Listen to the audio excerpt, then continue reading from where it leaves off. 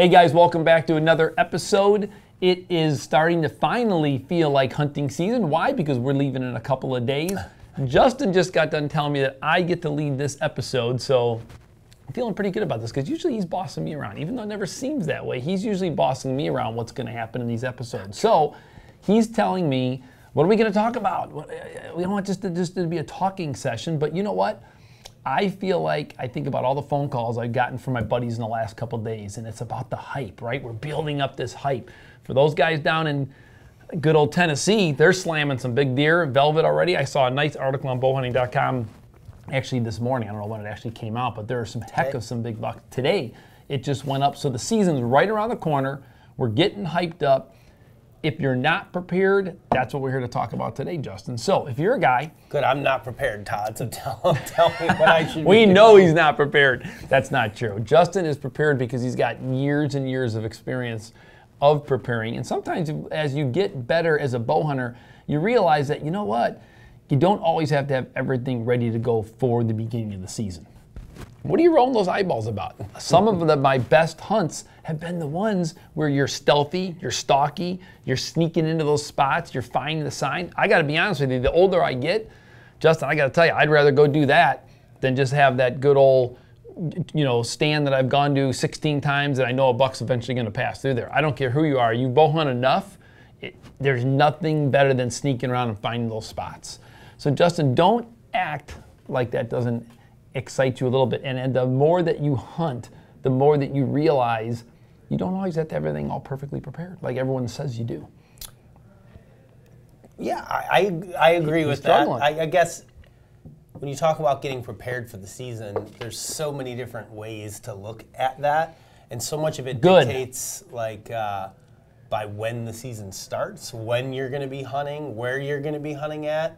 I think for me personally, what I've learned over the years, and this isn't good news for people who are unprepared right now, but the majority of the work happens in the spring, right? I think that's when most of your scouting is going to be done. I think that's when the most important information that you're going to learn ahead of time happens. So let's take that right there, because that's exactly where I wanted you to go.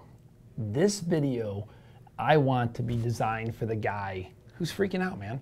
Maybe he's a late start. Maybe he's just starting to bow hunt this year. Maybe you just shouldn't be freaking out. It's only deer hunting.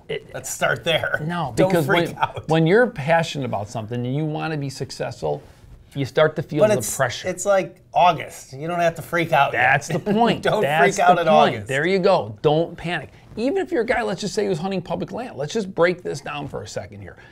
Obviously, you can go to the guy who owns land. Generally, the landowner's going to have... he's going to be a little more prepared unless you just bought a brand new piece of property, which we can talk about that near the end. But if you're a guy who's only been hunting for a couple years, you want to have success, you're not ready, or you don't feel like you're ready, let's go that direction. Take it from there, Justin. You're a guy, you're a new bow hunter, you're going to be hitting public land. What should he be doing? What should he be thinking about right now? Shooting your bow.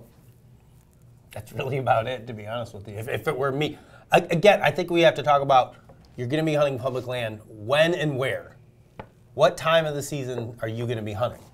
Illinois doesn't open until October 1st. We have more than a month to go. So for me, if I was hunting public land in Illinois and I wasn't getting started until October 1st, I wouldn't be doing anything right now, other than maybe some map scouting or hunt stand type scouting, which I would hope that by this point you figured out the areas that you want to hunt for the fall. I would hope that you would have done that a year ago and you would have scouted them in the spring, because again, that's when the majority of the information you're going to find. I don't like going out in August and trying to scout necessarily a new piece of public land to then hunt in October. So for me, I'd be doing aerial scouting, figuring things out, looking at topo maps, and I'd be shooting my bow primarily. I wouldn't do a whole lot of anything until October actually came, and I was actually going out and hunting and scouting at that point in time. That's just me. And I think you can take that a tad further. Recently we had an event with Tethered, and they came out with their saddles, and and I see all the work that goes involved with that. And then of course, if you're a portable, tree stand hunter, whatever, I think what you can also be doing, besides taking the information that Justin said and shooting your bow, you know what? You can go in your backyard. You can mentally make sure that when you're ready to go hit the ground running, that you know exactly what you're going to bring, how you're going to use it, how you're going to get up, how you're going to get down, how you're going to be as stealthy as you can, and how you're going to be the most efficient mobile hunter as you can be. All that stuff happens right here in your brain, happens in your backyard, and it helps you be that much more successful when you finally pull up, park the car, jump out, and then you're off and running in the woods, for sure. So I mean, I think that's another angle that you can definitely be taking for sure. Right. Now, if I was somebody that's hunting a state that opens earlier, Kentucky's about ready to open in about a week. And you've hunted Kentucky before. Wisconsin's going to open mid-September. Missouri's going to open mid-September. So in a lot of these cases, you're a week, 2, 3 weeks max before those seasons open. Like if I was in those places, I would 100% be doing a little bit more scouting right now, because the difference between hunting that early to mid-September and early to mid-October is like a night and day difference in terms of where the deer are at, where they're feeding, what they're feeding on, how often they're moving in daylight, like those seasons that open real early where you have a real legitimate opportunity for success early in the season. That's when I'm going to be out. I am going to be looking for acorns right now. Like that's probably the #1 thing I would be doing right now. And if I'm a public land guy, yeah, I'm going to be out looking to see which oak trees are loaded with acorns and either dropping already or getting ready to drop. That'd probably be the #1 thing I would be looking for. Still one of my favorite hunts. I mean, is that one with that buck that I killed early season over that acorn tree. I mean, you can find those nuggets of information right now. And again, those are things that you can be doing right now. And that's something you're only going to learn by scouting, boots on the ground, 100%. looking at stuff, right? Just because there was acorns there in the past doesn't mean they're going to be there this year. But not every oak tree produces every single year. You got to find those hot ones. Sometimes there's certain oaks that deer seem to prefer for whatever reason. I've never understood. There's some trees that the deer just like will park themselves under and just sit there and feed and feed and feed. So trying to find that information, you can be doing some long distance scouting if you have the opportunity to do it. Glassing fields, right? The deer are still on beans. They're on green. Hay fields, clover fields, things like that. So you could be doing that. You could be running trail cameras. Like, again, I think so much of the preparation of what you're doing is so heavily involved in the time of year that you're doing it. That's why I say if I was hunting Illinois and I wasn't going in until October, I'm probably not doing a whole lot right this second. But I will tell you this. I mean, it's funny that you brought up the acorn thing. I mean, I always use my backyard kind of as my indicator. I've got like 5 or 6 oak trees in my backyard. And this one oak tree is just, it's got my whole deck just loaded with acorns right now. And it's funny because the last week, my cameras, I mean, I had 3 or 4 of my target bucks just showing up, you know, getting photos of them. And I mean, dude, it's like a light switch went off. I mean, all the camera locations that I had out that were doing really, really, really well have literally went from this kind of activity. It looks like the stock market last week. Probably because you had them on green food sources in a lot of cases. 100%. And now, poof, all of a sudden they're on acorns. Yes, 100%. I've moved some of my cameras onto acorns, and I'm waking up to 200 pictures a night. Dang. You know, it might not be all big bucks. It's does and younger bucks, but I mean, they're literally just parked there.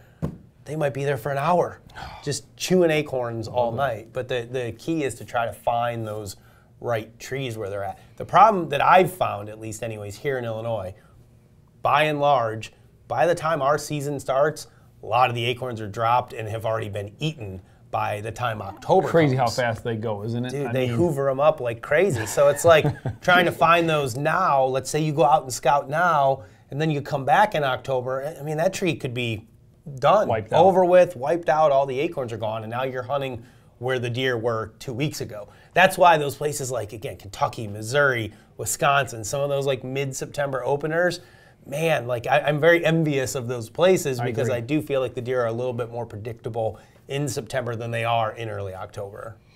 I agree with that.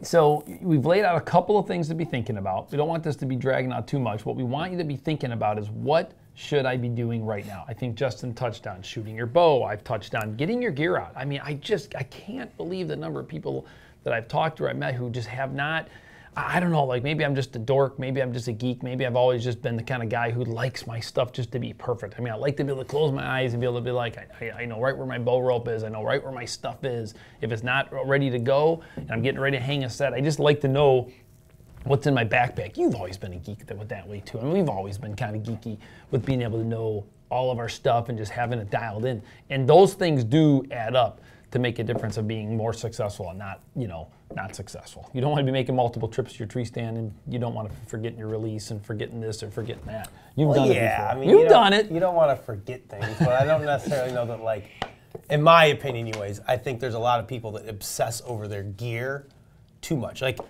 if your amount of time that you had to invest into bow hunting was a pie chart, right?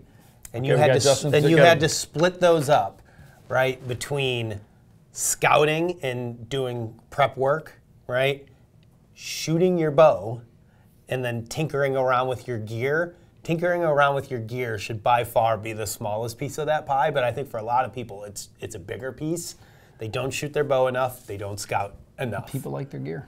I understand they like their gear, but then when they ask, like, why am I not being successful? Why did I, either not get close to a deer? Why did I not make that shot? Whatever the case may be, like the two most important things: scouting and setup, and shooting your bow and making sure that you can execute at the appropriate moment, right? Those are the most important things. But it's just so easy to sit and tinker with your gear, right? It's easy to get lost online, watching videos, reading posts, reading Facebook groups, whatever. Like, oh man, how should I modify my climbing sticks? How should I carry my saddle platform up the tree? Like, and we get so worried about that aspect that we forget that we should be out scouting, prepping, getting ready, shooting our bows.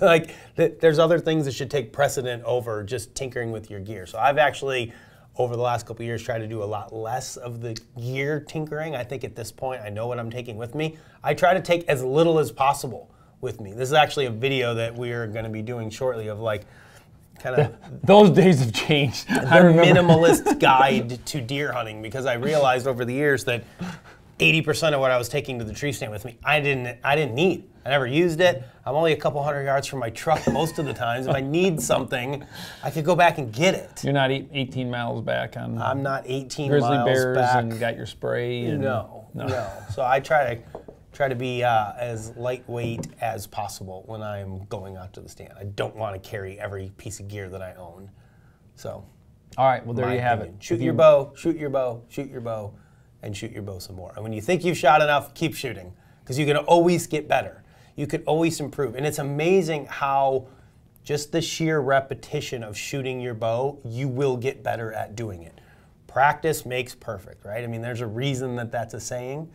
And I think it's probably one of the biggest areas of neglect that most bow hunters have, especially the guy that's going to pick up his bow, a week before the season. Yeah, we all know how to shoot a bow, right? I mean, we all understand the mechanics of pulling it back, anchoring, putting your pin on the target, and pulling the release. We all get that. We wouldn't be bow hunting if we didn't. But it's no different than somebody that hasn't swung a baseball bat in forever, walking into a batting cage for the first time, and see how many balls you hit, compared to if you went every day for a month, then see how many you hit.